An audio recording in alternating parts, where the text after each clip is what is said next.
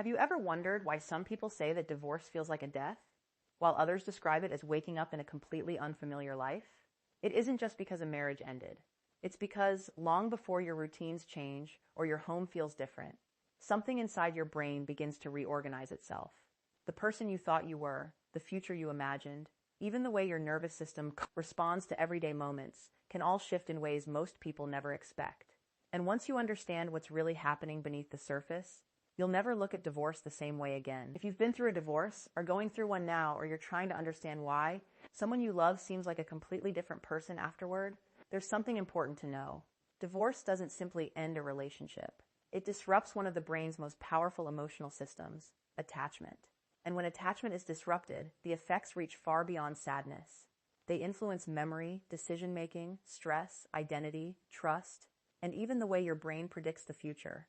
That might sound overwhelming, but it's also incredibly hopeful, because when you understand why your brain reacts the way it does, you stop seeing yourself as broken. You begin seeing yourself as a human being whose mind is trying to adapt to one of life's biggest emotional transitions. Human beings are wired for connection. From the moment we're born, our brains develop through relationships.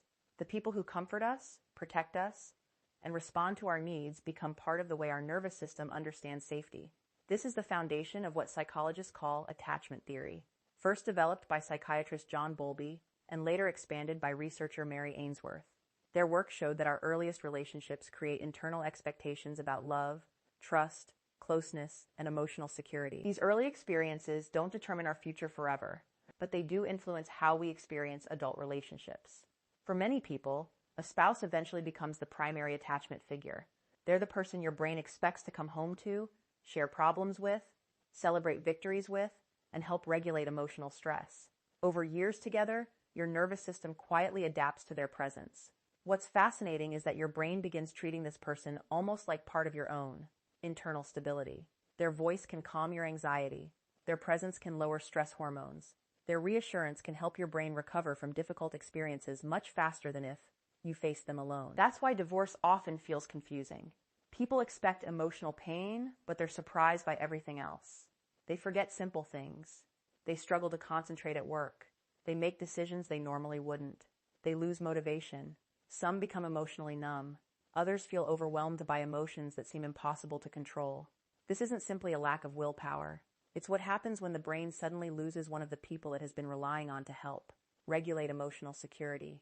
Imagine spending years walking with one leg supported by a brace. Eventually, your body adapts around that support. Now imagine removing it overnight. Even if healing is possible, your body needs time to learn how to balance differently. Something similar happens inside the brain after divorce. Neuroscientists have found that emotional rejection and social separation activate many of the same brain regions involved in physical pain. That's one reason heartbreak can feel surprisingly physical. People often describe a tight chest, stomach pain, headaches, exhaustion, or a sense that they literally can't breathe. Your brain isn't pretending. It's responding to social loss as though something essential to survival has disappeared. Thousands of years ago, separation from close relationships often meant greater danger. Being disconnected from your group could reduce your chances of survival. Our brains evolved in environments where maintaining close bonds mattered deeply. Although modern divorce doesn't carry the same physical risks, your nervous system still reacts with remarkable intensity, because attachment has always been connected to safety. This helps explain why seemingly ordinary moments become unexpectedly emotional. You reach for your phone to text your former partner before remembering they're no longer the person you call. You hear a song that instantly brings back memories. You drive home and briefly forget that no one is waiting inside. These aren't signs that you're failing to move on. They're evidence that your brain created thousands of automatic patterns over time. Those neural pathways don't disappear the moment a relationship ends. The brain must slowly update its expectations, one experience at a time. And here's something many people never realize. The pain isn't always about missing the relationship itself. Sometimes it's about missing the version of yourself that existed inside that relationship. For years, your identity may have included being someone's husband, wife, teammate, best friend, or daily companion. Without realizing it, your sense of self became intertwined with another person's presence. When the relationship ends, your brain isn't only grieving the loss of them, it's also trying to answer a much deeper question. Who am I now? That question can quietly shape everything from your confidence to your future goals. Some people suddenly change careers. Others move across the country. Some completely reinvent themselves. From the outside, these decisions can seem impulsive or dramatic. But psychologically, many of them reflect the brain's attempt to rebuild a stable identity after a major attachment disruption. Of course, not everyone experiences divorce in exactly the same way. This is where attachment styles become especially important. Two people can go through nearly identical divorces and have completely different emotional experiences, not because one loved more than the other, but because their attachment systems interpret loss differently. Someone with a secure attachment style may still experience profound grief, anger, and sadness, but over time, their brain generally remains confident that healing is possible and that safe relationships can exist again. For someone with an anxious attachment style, however, divorce can feel like emotional freefall. Their brain may become intensely focused on unanswered questions, searching for explanations, replaying conversations, wondering what they could have done differently, or hoping for signs that the relationship might somehow return. And what makes this pattern so powerful and so difficult to break is something we'd explore next, because the brain's search for certainty after divorce can quietly become one of the biggest obstacles to healing, often without the person realizing it's happening at all. The reason that search for certainty becomes so consuming has less to do with love itself and more to do with how the brain handles uncertainty. One of the brain's primary jobs is to predict what will happen next. Every day, without you realizing it, your mind creates expectations about your environment, your routines, and the people closest to you. When those expectations are suddenly shattered, your brain doesn't simply accept the new reality overnight. Instead, it begins searching for information that might restore a sense of order. That's why so many people find themselves replaying the same memories again and again after a divorce. They analyze old conversations while driving to work. They wake up in the middle of the night wondering if one different decision could have changed everything. They scroll through old photos, reread text messages, or mentally reconstruct arguments that happened months or even years earlier. To an outside observer, this can look like obsession. Psychologically, it's often the brain trying to solve what it believes is an unfinished problem. The challenge is that relationships rarely end because of one single moment. Most divorces are the result of countless interactions, unmet needs, changing circumstances, communication patterns, and emotional experiences that unfolded over time. There usually isn't one perfect answer capable of satisfying the brain's desire for certainty, yet the brain keeps searching anyway. It's almost like trying to finish a puzzle when several pieces are permanently missing. The longer you search, the more exhausted you become, but stopping feels impossible because your mind keeps insisting that the missing answer must exist somewhere. For people with an anxious attachment style, this cycle can become especially intense.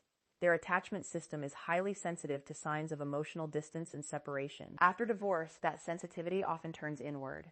Every unanswered question feels significant. Every memory seems like potential evidence. Every silence becomes another mystery waiting to be solved.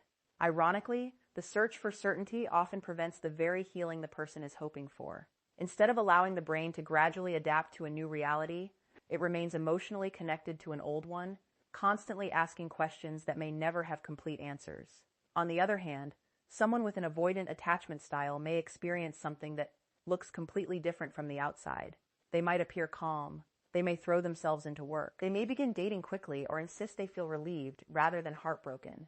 Friends often assume they're handling the divorce much better than everyone else. But attachment research suggests the picture is usually more complicated. People with avoidant attachment often learned early in life that depending on others didn't Ellie, and use as Eva Sting and some Vins. As adults, they may cope by minimizing emotional needs and creating psychological distance from painful experiences. That doesn't necessarily mean they aren't hurting. Sometimes their nervous system protects them by temporarily reducing conscious awareness of emotional pain. It's a remarkably effective short-term survival strategy. The problem is that emotions pushed aside rarely disappear completely. They often return later through chronic stress, loneliness, emotional numbness, difficulty trusting new partners, or an ongoing sense that something important is missing without fully understanding why. This is why two divorced people can tell completely different stories. One says, "I can't stop thinking about my ex." The other says, "I barely think about them anymore." Both statements may be completely genuine, yet underneath those experiences, both brains are still adapting to the loss of an attachment bond in different ways. Securely attached individuals often experience another pattern altogether. They grieve deeply because the relationship mattered deeply. They may cry unexpectedly, They may miss their former partner intensely. But over time, their nervous system gradually accepts that the relationship has ended without constantly questioning their own worth. This is an important distinction. Divorce hurts everyone. Attachment style doesn't determine whether you feel pain. It influences how your brain organizes that pain. And perhaps nowhere is that more visible than in the way divorce changes your sense of identity. Think about how often married couples use words like we. We bought a house. We're visiting family. We're thinking about moving. We're saving for retirement. Without realizing it, the brain begins organizing life around a shared future. Researchers sometimes refer to this as the inclusion of another person in the self. Over time, close relationships become integrated into how we think about who we are. The boundary between me and us becomes softer. Then divorce happens. Suddenly, every future plan has to be rewritten. Vacations disappear. Holiday traditions change. Friendships shift. Financial responsibilities change. Even grocery shopping can feel strangely emotional because familiar routines no longer fit your current life. These experiences may seem insignificant on their own. Together, they represent hundreds of tiny reminders that your brain's old map of reality no longer matches the world around you. Imagine opening your phone's GPS only to discover that every road has been rearranged overnight. The destination may still exist, but the route is completely different. That's what identity reconstruction often feels like after divorce. Your brain has to create an entirely new map. This process isn't quick. In fact, psychologists often find that people underestimate how much cognitive energy identity reconstruction requires. That's one reason concentration becomes difficult. Your brain is quietly performing enormous amounts of emotional and psychological work behind the scenes.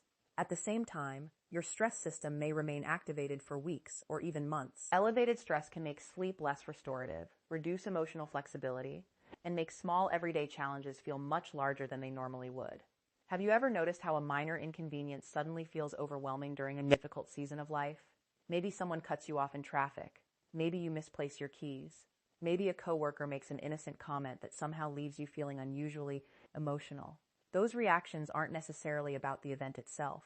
Often, they're happening because your nervous system is already carrying a heavy emotional load. And this leads to one of the biggest misconceptions about divorce. Many people assume healing simply means forgetting the other person. But from the perspective of attachment psychology, healing is rarely about erasing memories.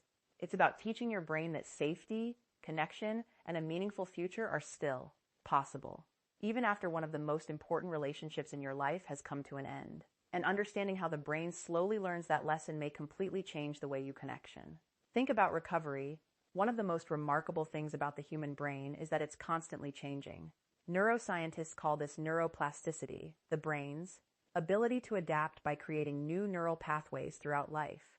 While divorce can temporarily disrupt your emotional world, it doesn't permanently damage your capacity to love, trust, or feel safe again. In fact, the same brain that learned to attach to one person can, over time, learn to feel secure in a completely new reality. That doesn't happen because you force yourself to move on. It happens because your brain slowly gathers new experiences that challenge its old expectations. At first, those experiences may seem almost insignificant. You make dinner for yourself and realize the silence doesn't feel quite as uncomfortable as it did a month ago. You laugh with a friend without immediately feeling guilty afterward. You wake up one morning and notice that your former partner wasn't the very first thought that entered your mind. These moments are easy to overlook because they don't feel dramatic, but psychologically, they're incredibly important. Each one teaches your nervous system something new. I can survive this.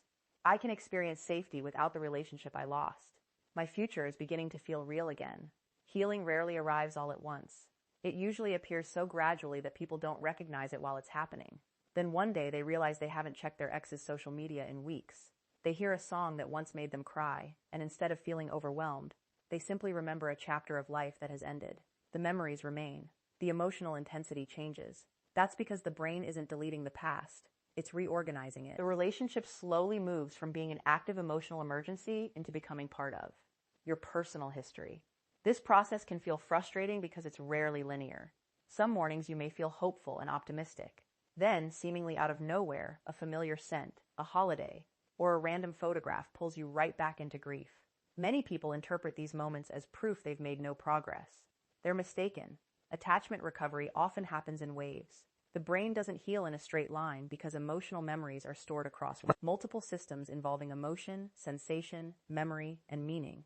Different experiences activate different parts of those networks at different times. Think about recovering from a physical injury.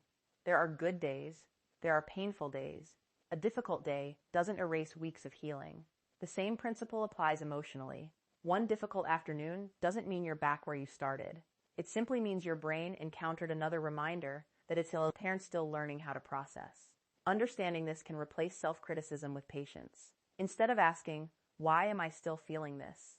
you begin asking, "What is my brain trying to adapt to today?"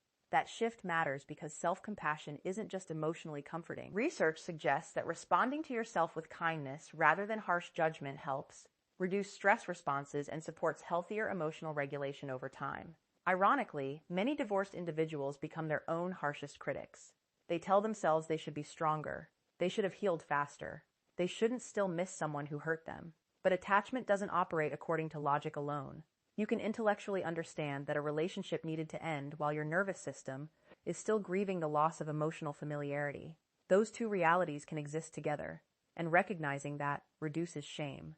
It's also important to understand that not every marriage ends because love disappeared. Sometimes relationships end because communication patterns became destructive. Sometimes because trust was broken. Sometimes because emotional needs remained unmet for years despite genuine effort. Sometimes because two people simply grew in different directions. The brain doesn't always distinguish between losing a healthy relationship and losing an unhealthy one. It often mourns the attachment bond itself. This explains why people sometimes miss partners who caused them significant pain. Friends may ask, "Why would you miss someone who treated you that way?" The answer isn't necessarily that the relationship was good. It's that attachment bonds are powerful. The nervous system often longs for what's familiar before it learns to recognize what's actually safe. This is especially true for individuals whose early experiences taught them that love and for emotional inconsistency often existed together. If someone grew up receiving affection that was unpredictable, conditional, or emotionally confusing, their brain may later mistake unpredictability for intimacy. As adults, calm, emotionally available relationships can initially feel unfamiliar, even boring. Meanwhile, inconsistent relationships may feel intensely exciting because they activate attachment systems that developed much earlier in life. This doesn't mean people consciously choose unhealthy partners. It means the brain often feels drawn toward what it recognizes. The encouraging news is that attachment styles are not life sentences. Researchers increasingly describe attachment as something that can become more secure through consistent, emotionally healthy experiences. Healthy friendships matter. Supportive family relationships matter. Compassionate therapists can help create corrective emotional experiences. Even learning to respond differently to your own emotions gradually changes the way your nervous system experiences safety. Perhaps that's one of the most hopeful discoveries in modern attachment research. Healing isn't about becoming emotionally independent in the sense of never needing anyone again. Human beings are designed for connection. Real healing means becoming capable of depending on others without losing yourself, and being able to stand on your own without believing you must face life completely alone. That's what secure attachment ultimately looks like. Not perfection, not fearlessness, but flexibility. The ability to experience closeness without constant anxiety. The ability to tolerate distance without assuming abandonment. The ability to trust while recognizing that relationships always involve some uncertainty. And perhaps most importantly, the ability to believe that your worth was never defined by whether one relationship survived. Divorce changes the brain far more than most people realize. But it also reveals something extraordinary about being human. Even after profound heartbreak, even after years of shared memories, broken dreams, and painful endings, the brain continues searching for healing, connection, and hope. It is quietly working to build a new sense of safety, a new identity, and eventually, a new future. And that may be the most important truth of all, because while divorce can change your brain, it does not have to define the rest of your life.